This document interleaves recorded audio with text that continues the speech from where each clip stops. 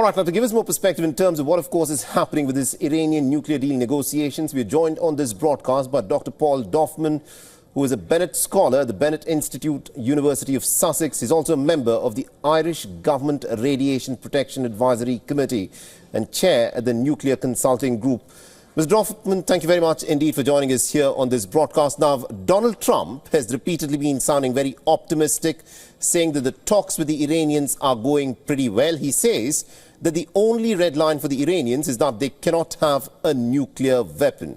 And the Iranians have said that so long as economic sanctions are lifted, they don't want a nuclear weapon. In your assessment, can Donald Trump unilaterally now strike an Iranian nuclear deal without the Israelis being on board?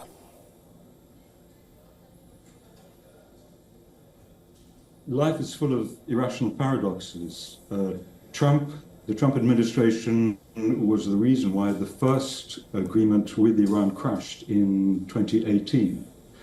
But if this agreement works, it's a very real step in the right direction, with Iran, as you say, signifying very real, far-reaching curbs on military nuclear programming and allowing the IAEA inspection.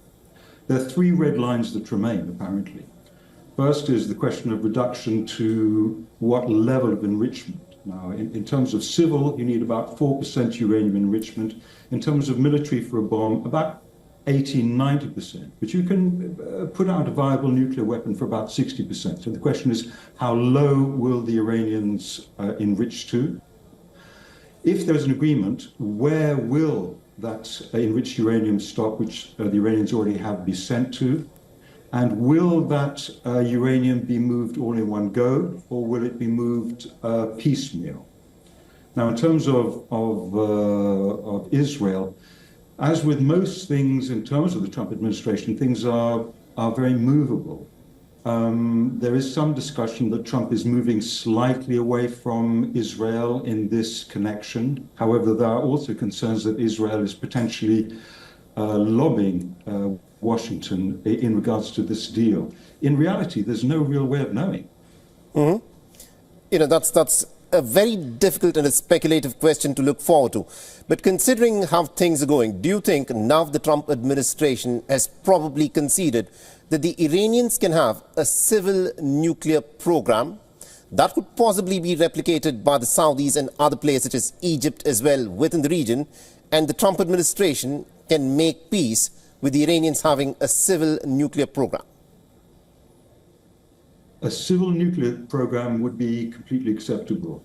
It would be completely acceptable to the international community and to the IAEA, to the UN International Nuclear Regulatory Institution. So there's no problem with Iran having a civil nuclear program. The only issue of contention is one of enrichment. In other words, you need to enrich uranium to about 90%, or right, at least 60% to get a bomb. For a civil, you need about 3 to 4%. So the absolute key to this is the level of enrichment. All right. But yes, of course, Iran allowed a nuclear program. You know, one quick last question. Do you think an Iranian civil nuclear program would be acceptable to the Israelis? Because they're dead against any kind of a nuclear deal with Iran. They were dead against the Iranian nuclear deal of 2015. But now for Trump to agree to a civilian nuclear program for the Iranians, do you think Tel Aviv would agree to that? It's a complex issue. Of course, on the horizon is a Saudi-US nuclear deal, which may allow the Saudis to go nuclear. And of course, just recently, the US-Qatar defense deal. So it's it's an interlocking set of issues here. In terms of Israel, it's very difficult to understand what they will or won't accept, given they're not behaving necessarily rationally at the moment. But in terms of a civil nuclear, why not?